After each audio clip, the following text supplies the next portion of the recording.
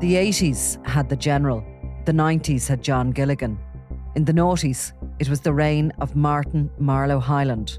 His was a familiar path with success and power, and then the recklessness. He had to go, because with him, an innocent young man doing an honest day's work died. Crime World presents Caught in the Crossfire, the unsolved murders of coke kingpin Marlowe Hyland and innocent Anthony Campbell. Available now on all podcast platforms. We're going to talk about Nathan Kinsella, the real IRA hard man, who wound up weirdly living in Tasaggart House, which was the home of the former billionaire, self-professed Jim Mansfield Sr., and later was the home of his family. His son, Jim Jr., was residing there when it was a subject of major searches and all the rest of it. But so Kinsella is due for sentence at the end of this month on money laundering charges. Yeah, it's kind of not paying tax charges. Yeah, exactly. And during the course of the evidence in this case, it has come up that he was basically gifted quite a significant amount of money. Well, I mean, by an unnamed individual. An individual named only as Jimmy. Jimmy. Right. Yeah. So, I mean, what happened? So we're talking Jimmy Jr. here. Well, it's exactly. It's not said that it's Jimmy Jr. All it said is because Nathan Kinsella was ultimately arrested for not paying capital gains tax, which is basically a load of money came into his accounts, came into 3 accounts over the space of 3 years. It amounted to a total of 240,000. And I suppose from our own investigations over the years and from the trial of Jimmy Jr. himself for kidnapping, which he was acquitted of, but he was convicted of perversion of the course of justice and went to jail himself. From all of that, we know that Junior is the individual named. We're going to go through this. We're going to go through this weird relationship between. And unless he has another multimillionaire friend called Jimmy who's also handing him money, So this is really where I think, which I find most interesting about organised crime, where the sort of high society and what many people look down their nose on as the underworld or lowlife, where they collide. Yes. And where you can see that actually it's all working hand in glove, and supposedly legitimate businesses are not quite so underneath the surface. Just scratch beneath the surface and you get, it's like all these, we constantly get comments in, when are you going to be talking about the real criminals and the dole or the banks and all this Well, sort in of fact, stuff. there is an interesting bit in the evidence there where he says he has no bank account, and it did spring to mind another individual, but let's not name names. But so I mean, there's a shadow economy exists in all countries and in all cultures. The shadow economy allows the movement of money by illegitimate means. That shadow economy, I suppose, think that we've become much more structured as a society, much more maybe law-abiding, much tighter regulations. But that shadow economy goes on all the time, and it tends to attach itself to where there is a lot of liquidity. And that was undoubtedly going on in the property market. I mean, there's just no doubt about it. And I remember, of course, hearing about a criminal who I won't name now, and he got into building a few houses in the 90s, I was told, to launder a bit of money, and realised, there's way more money in property than in bank robberies. So the money is sloshing around, and it attracts them like flies. And I think by a bit of background, the Mansfield empire, which was set up by Jim Sr. on a story of, wealth built literally by hard work and by graft, by a little bit of luck. He claimed that his massive wealth, which he said himself at the height of the Celtic Tiger boom, he could only be measured in billions, not millions. But that wealth, he said, came from a business deal where he bought machinery left over from the Falklands War. He brought it back. Undoubtedly, he did that. Yeah. And then he came back and started buying land in Dublin. And, that land was worth a lot of money, and it was worth even more. And then as the property boom, he ended up having built City West. He owned Palmerstown House. He owned Weston Airport. And they were the richest family in Ireland, probably the nearest thing to royalty that we have ever seen. Now, after all the while in the background, while there was rumours sloshing around about the Mansfields, they always denied it. And Jim Sr. in particular always came out fighting, saying his family was not involved in any criminal activity, that his sons weren't involved in anything, and that all their wealth was legitimate. But in the background, there was this. Mansfield Sr. was seen as the banker to the underworld. Yes. He laundered money for paramilitary groups and for criminals alike. And I think probably Mansfield Sr. had the intelligence and the business prowess to keep that all going while portraying himself as a fully legitimate businessman who hosted politicians, Ardesh's, I think he was senior Gardaí at City West. Yeah, I mean, he was, he certainly was a big attendee at the Fianna Fáil Ardesh. I think he picked up the bar bill famously at one of the gatherings, which ran to God only knows, was very much associated with that party. But simultaneously, particularly in the 90s, there was, we may never know exactly what was going on, but there was a lot of ex-IRA or IRA people becoming involved in the property market. People that came down from the north, whether that was being invested on behalf of the movement, there was certainly a number of them became involved in property, probably on their own volition or using funds, who knows. So he was swirling around with these people. And at that point, the Provos were the untouchable force really in the criminal underworld. But he was also associating with, I suppose, a generation of armed robbers that had grown up in the 80s, had become at least wealthy enough in the 90s to be investing in property. Some of them who are no longer with us, like Paddy Shanahan, I think he was known as the Builder, wasn't that his He was, nickname? And actually Mansfield himself was investigated along with Shanahan in the UK before he came back to Ireland for a fraud. Well, Paddy Shanahan was an interesting character in that he probably came from a relatively middle-class background, but certainly became heavily involved with a number of armed robbery gangs, including people maybe linked to Martin Cahill and people like that. Jerry Hutch. And also Jerry Hutch. But Paddy Shanahan, again, became known as the Builder because he started, certainly the belief was he was using some of that money and that became involved in property, and that property then started making huge money as the boom occurred. Shanahan was ultimately shot dead, a crime that's never been solved. Many theories still exist about that, but certainly it's believed he was shot dead in a row over, who owned the profits of the property, I think, as opposed to who owned the property or owned the profits of the crime. So Jimmy Mansfield Sr. certainly was a very close friend of Paddy Shanahan, at the very least. So what he was somebody who was able to keep the balls in the air, right? He was able to keep everybody happy. And it wasn't just the Provos, it was the INLA and other paramilitary groups that he was laundering funds for. And but the fallout to these groups as well, these kind of guys who were sort of vaguely associated with paramilitaries and might have been doing a bit of money for them. Certainly in the North Inner City, there was huge amounts of investment going on. And he was also trading in antiques, and he was certainly linked to some very dubious stories involving properties. And, there's all sorts of stories that go around. Really, they're the ultimate tale of Jim Mansfield Sr. needs to be written someday, involving Picassos and, racehorses and all sorts of things. But anyway, when the crash came, the Mansfield empire fell. Yes. Because he had over-borrowed legitimately. Yeah. And the banks in Nama came for him. But his biggest problem then was not probably the legitimate money, it was the dirty money that obviously wasn't on the books. Yeah. And he sort of, in the aftermath of that, after the receivers came into City West, he lost City West, he lost Palmerstown House, he lost Western Airport. They lost a lot. He became sick. Mansfield Sr. And he kind of had to hand over the running of the operation to Jim Jr. And it's at this point that I think we see sort of more modern day criminals coming in to the empire and using it to wash their funds. The bigger drug dealers, like, of course, Daniel Kinahan, Thomas Bomber Kavanagh. I think people that maybe Senior wouldn't have trusted, wouldn't have worked with. He had his... it was a different generation, really.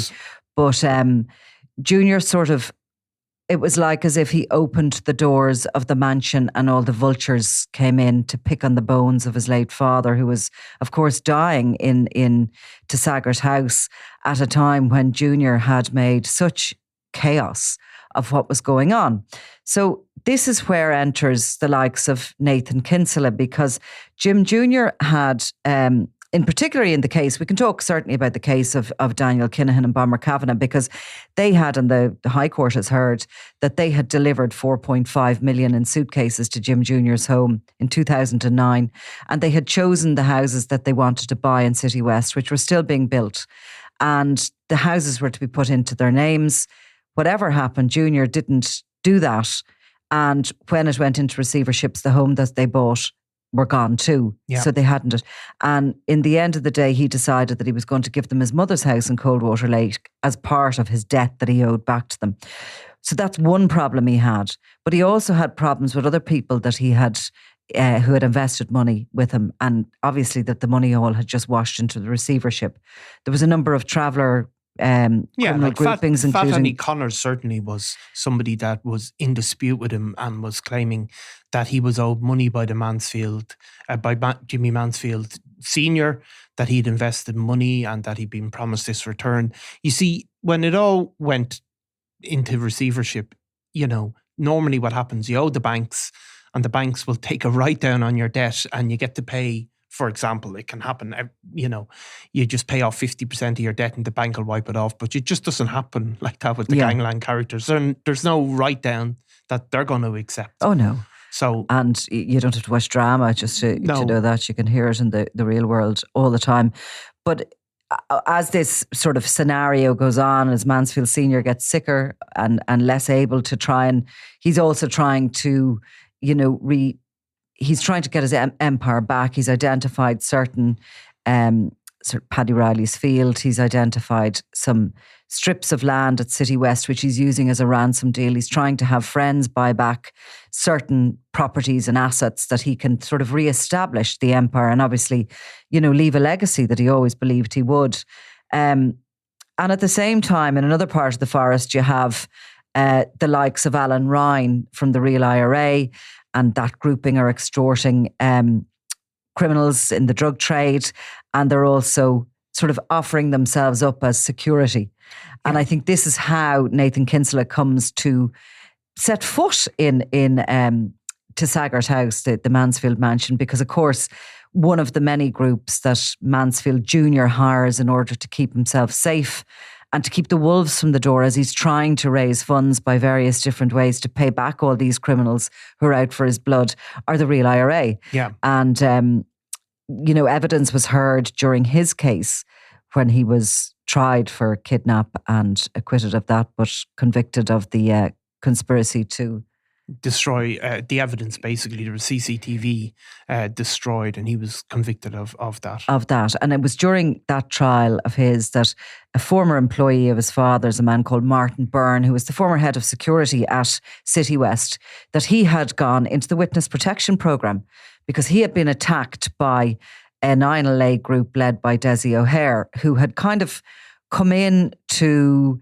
take over the security and throw out another INLA group who were there. And all of these guys on the payroll of Jimmy Jr., like it was literally a takeover by one terror group of another one.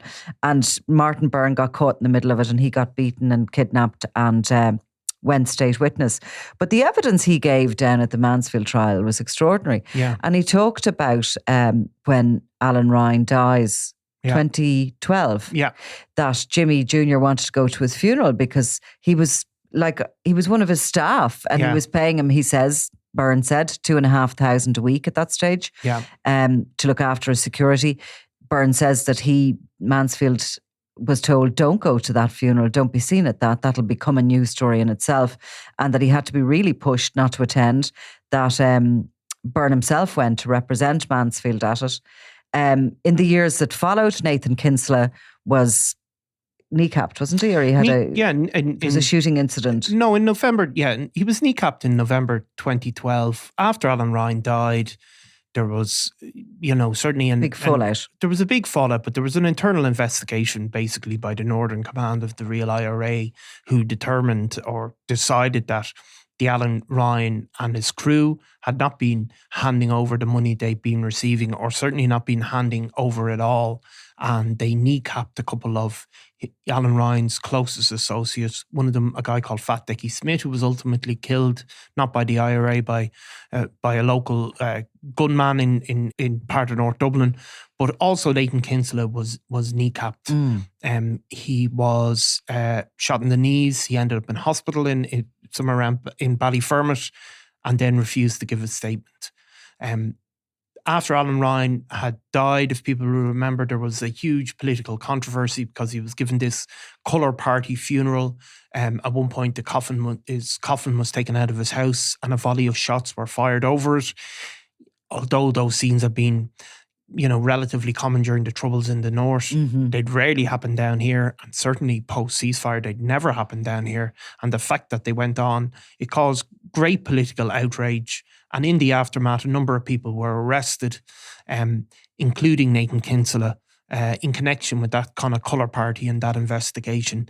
And he would ultimately plead guilty to membership of the IRA. After being on the run for a while, he was eventually tracked down to a gym and arrested.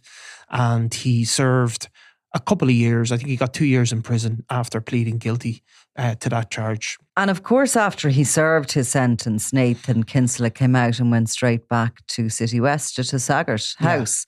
Again, moving in. At one point, I think during his evidence, Martin Byrne said that Nathan Kinsella was essentially using the Mansfield family property as his office. Yeah. Now, he obviously liked that sort of element of class and, the little bit of the surroundings of wealth. He, around this time, leaves his partner, his wife and his 6 children, and he starts up a relationship with one of Mansfield's members of staff, Jennifer Dunn. I think she was working as a secretary or something out at City West. And both of them were initially accused of, in this case, it's currently before the Special Criminal Court, but I think the charges have been dropped against Jennifer Dunn. But together, Jennifer Dunn and Nathan Kinsella move into a property in Blackrock. Yeah. And the property is in a really salubrious area of Blackrock. It's worth at least $1 million. Last look, it's probably 1.5 now, actually. It's a 6-bedroom, 4-bathroom house, detached. And the property is actually registered as being owned and bought by a builder called Jerry McGreevy, who also fits into the Mansfield jigsaw.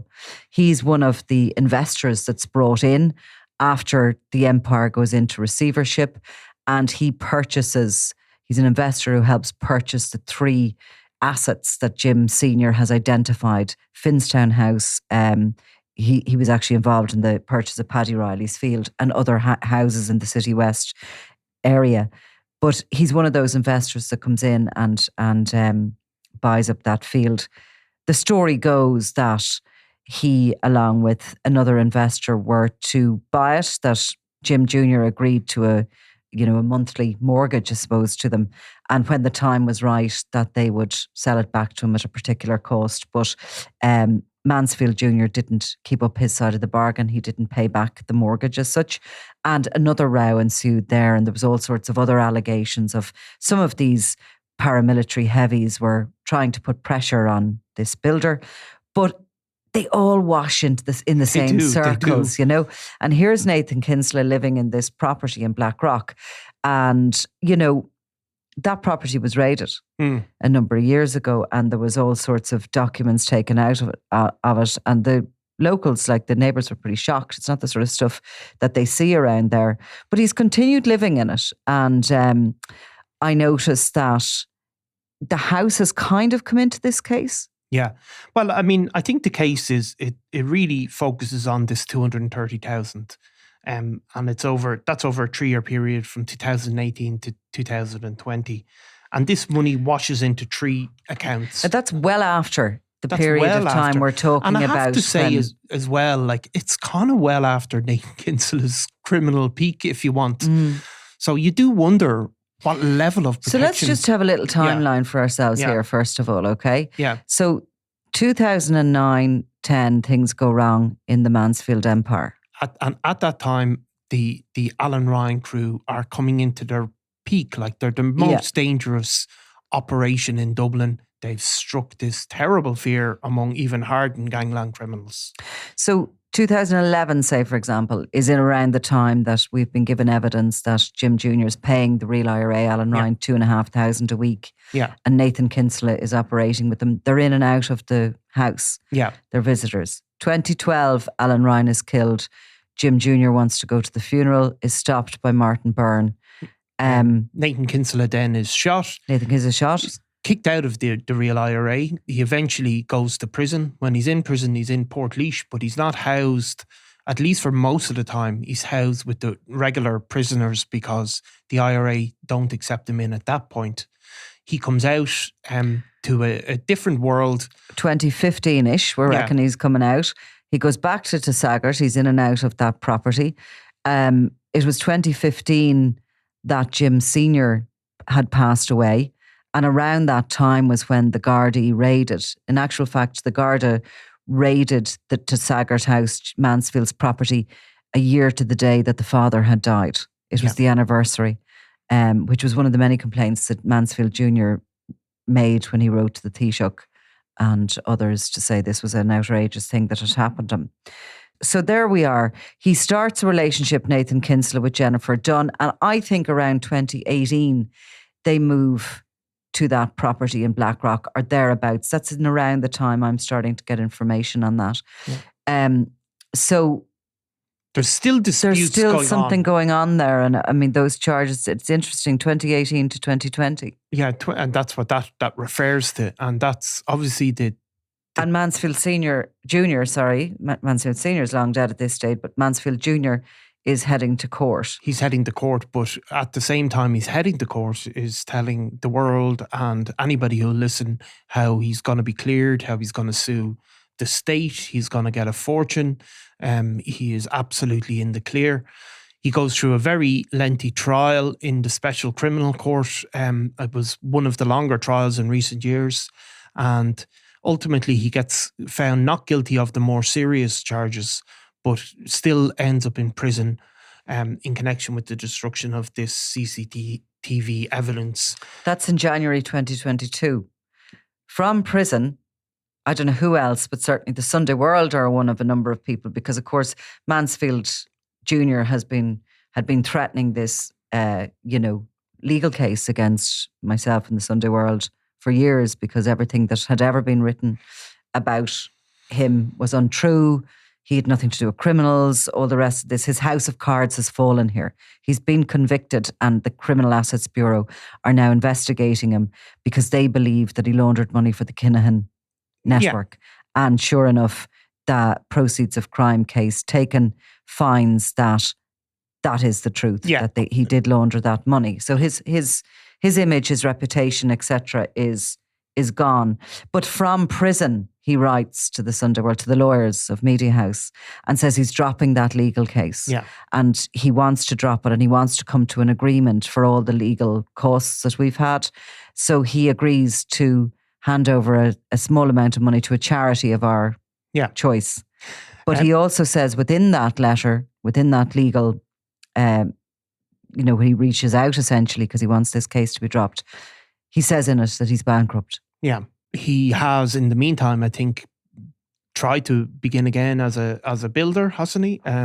He has registered a couple of companies. A couple of companies. He remains under investigation himself for money laundering, and he was quizzed in relation to some of these monies that seem to be washing about between some of these paramilitary organisations, the like of Nathan Kinsella and himself. And others, there's a ongoing investigation into a VAT fraud, which the state suspects was headed up by a guy called James O'Gorman, a convicted fraudster. O'Gorman has moved into the Tasaggart property in around the same time Nathan Kinsella is there. In fact, I was frantically looking for this little detail I have, and I just couldn't find it. But there's some story about James O'Gorman is living there. He's his office. He's trying to find ways for the Mansfields to raise money in order for them to buy back these assets that Mansfield Sr. has identified, which is going to get the family back on course to become millionaires, billionaires again. But they need the money. And O'Gorman has come up with all sorts of schemes, I think one of which involves that they're applying for planning for some fisheries holiday development in the area around Britus. And with that, they go to some criminal groupings and say, you should invest in this. And of course, it's only just an application for a planning, and money is allegedly handed over for investment in that. But O'Gorman is there, and the tensions are so high with all these sort of criminals and dissidents running around the house. Some of them living there, some of them bedding down, others having offices. But there's one detail where I think Martin Byrne perhaps said it during the evidence, where James O'Gorman is having a row with Nathan Kinsella, and Nathan Kinsella pins him to the wall of Tasaggart House with a Louis the whatever, eighth table. Right. He just jams him up against the wall. Crazy stuff. I mean, crazy stuff. And I have to say, so we didn't hear from Nathan Kinsella this week or throughout this court case, because he did, and it will be taken into account. He gave a guilty plea at an early stage, but you do hear what he said when he's arrested, or the explanation he gives, and it is really extraordinary. Like, he's on the dole at the time, and you hear about this 230,000. And he says it was it was given to me by a millionaire who and his family they've loads of money, and they just gave it to me. And I thought, sure, I didn't think there was anything bogey with that, and I just thought I was entitled just to take this. I mean, $250,000. I don't know many millionaires, but I don't think they actually get to being millionaires by just handing it away to friends. I don't think so either. Even if they are as individually charming as Nathan Kinsella. But Nathan Kinsella is a very dark, sinister character, actually. And, his background is in this sort of dissident activity and all the rest of it. But his associates are suspected of, this kind of intimidatory behaviour.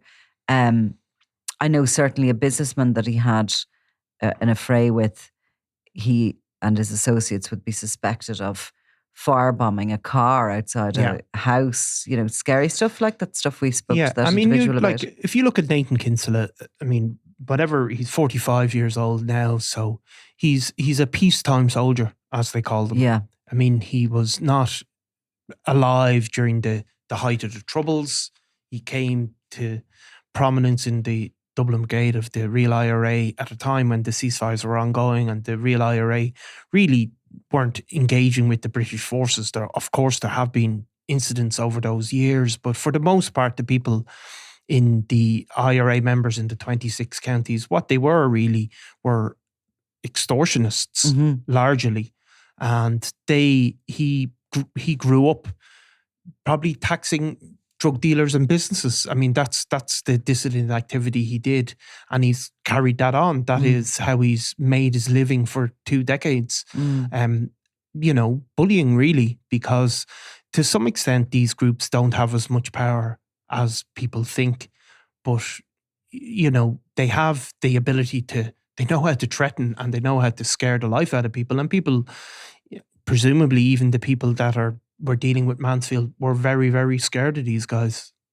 And Kinsella, I think, mentions, or it has been mentioned during the trial, that he was hoping to get in the jobs ladder, and he was hoping to sort of get involved in the car industry. Yeah, the car industry. I'm sure the car industry could do with a Nathan Kinsella now, as if it's not bad enough. Yeah, I mean, he's had to pay back some of the money. He's paid back 50,000. I mean, was this money just sitting in his account, shall we say? This money was just, he's sitting in his account or sitting in his partner's account. And he's being taking used the responsibility for day-to-day expenses. Well, it doesn't, detail. No, it doesn't give that detail because of the guilty plea, but it's obviously not still there, because he has paid back 50,000 of it and agreed to pay back, I think, nearly 1,200 a month until it's all paid back to the state. But what you see is that We've been actively interested in Nathan Kinsella and his activities for a long time. And I mean, I can certainly tell you that both. There was a number of very high-end cars at that property over recent years. Yeah. Yeah. He had Quite new BMWs, and he has also claimed, and I see he's claimed it to the courts, that he has health issues. Yeah. He has claimed to friends that he has a very serious illness, that he's had to travel abroad for treatment. He doesn't look unwell when you see him. He certainly doesn't look like somebody who is suffering from the illness he claims he has. He's managed to survive where others haven't. Is he one of the last men standing from Alan Ryan's crew? He's one of the last men standing, definitely. There are a number of people who are associated with Alan Ryan that have continued to stay involved in dissident activity, have linked up with other groupings, but they've tended to move out of Dublin. So there's a number of them in various parts of the country, continuing what they're doing, basically extorting local drug dealers and becoming involved in sort of feeding off the organised crime. But you business. surely need a crew around you for that. Well, you do need a crew, and they don't have a crew to put pressure on major drug gangs in Dublin. So some of them have ended up down the country doing it on a smaller scale. And always using this name and this sort of, threat that there's a big army in the north that will come down and help them. I mean, I certainly know up until recently that Kinsella has certainly been suggesting that there is this northern, faction that have his back, and that he's always been sort of throwing that out and about, and that's not necessarily the case, or it certainly hasn't been in the past. No, we saw that during the Regency, that if you have to call on the big boys in the north, they may be a lot smaller than you realise.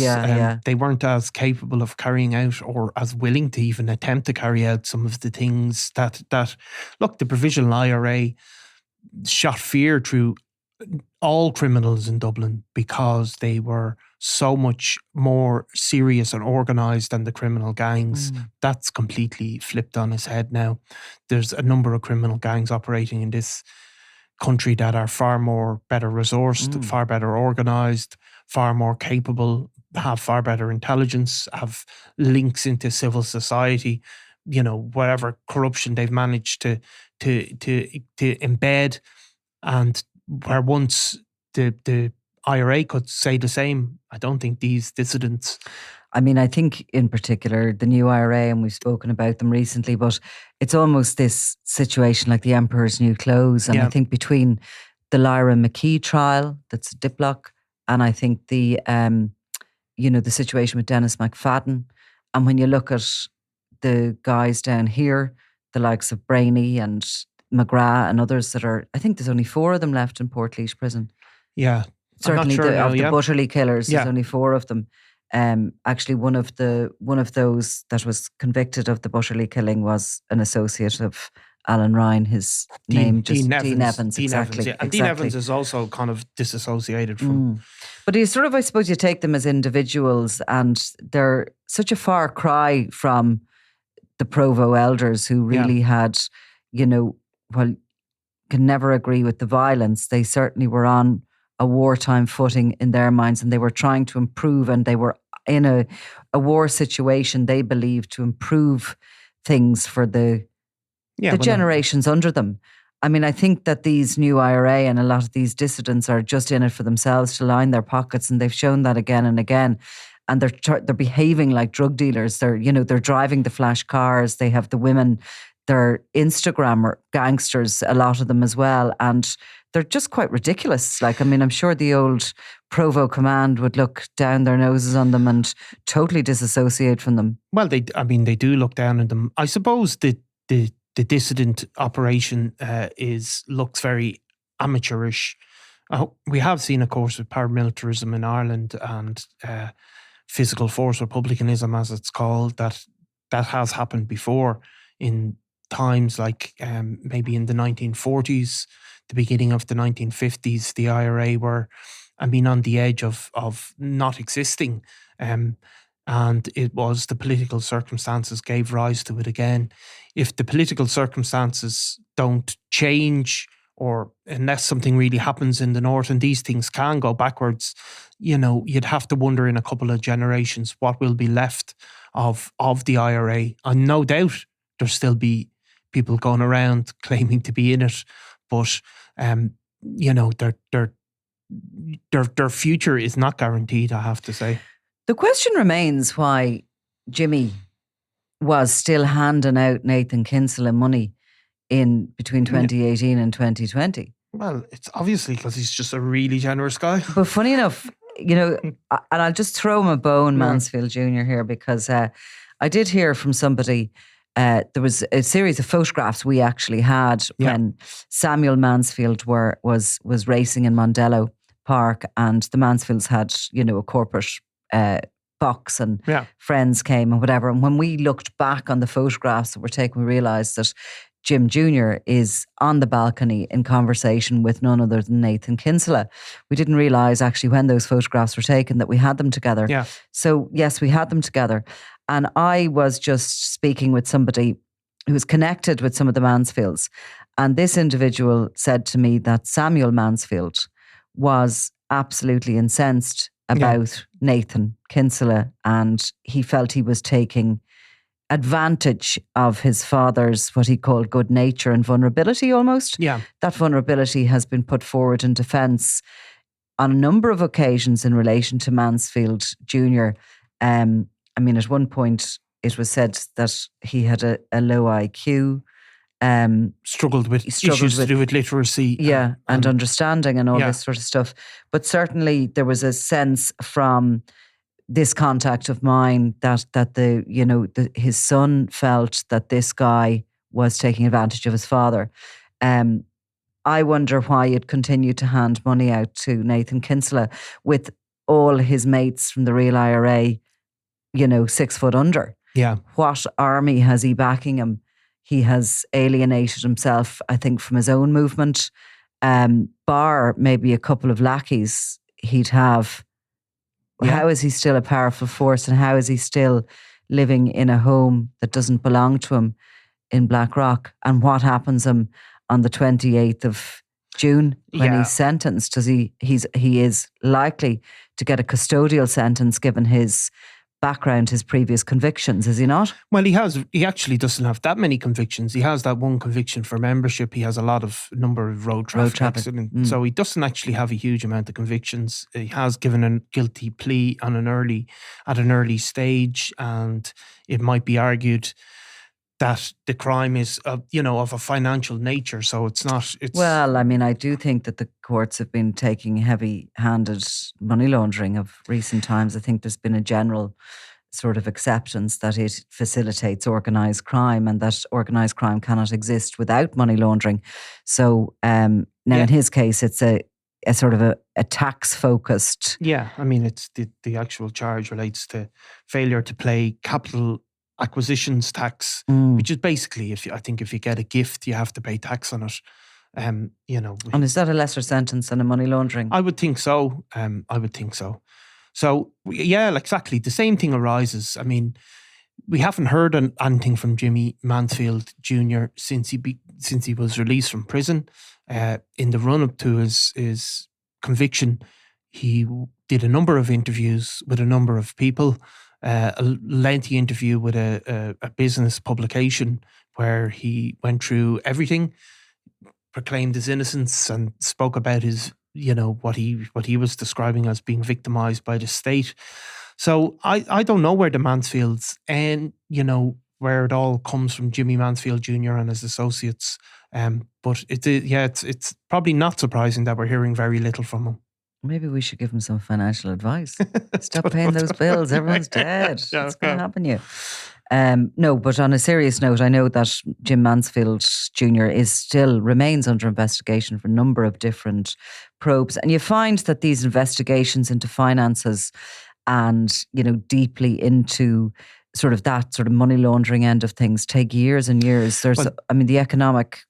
What do you call the economic unit, or economic crime unit, or crime? So I think there is. I think we saw that during the, not to get very technical on it, but we saw that during the banking collapse, that not enough resources have been given to the Gardaí or the specialist Gardaí to investigate that sort of crime. that sort of crime, of course, is highly technical in nature. So it's a very different thing. And I think that has been said in the Dáil and in other places that we probably need to put more money into it, because if you do put more money into it, these things can go very quickly. But there are a number of things that take a long time. For example, in for the Gardaí, like issues to do with child pornography, for example, that can take years and years because of the lack of resources given to investigating officers, and maybe also the lack of specialists being hired. So that can also come true of fraud and these types of economic crimes. Well, I'm going to keep an eye on this sentencing of Nathan Kinsella towards the end of the month. And, I'd love to know what his hold is over his pal Jimmy. Yeah, I wouldn't mind. I actually wouldn't mind developing a few millionaire friends myself. And having a hold over them, that they'll just throw you... Well, I'd be a much nicer person than you, Nicola, so I wouldn't want that. Throw you a bone every now and then of 250,000, was it? 250,000? 230,000, yeah. 230,000. Like, that's a serious amount of money. Yeah. After tax. And of course. Yeah. Right, onwards. Thanks, Nicola. I'm Nicola Tallant, and you're watching Crime World, a podcast about criminals, drugs and the underworld in Ireland and across the globe. Make sure you subscribe to our channel and turn on notifications so you can be the first to watch all our latest episodes. You can also listen wherever you get your podcasts.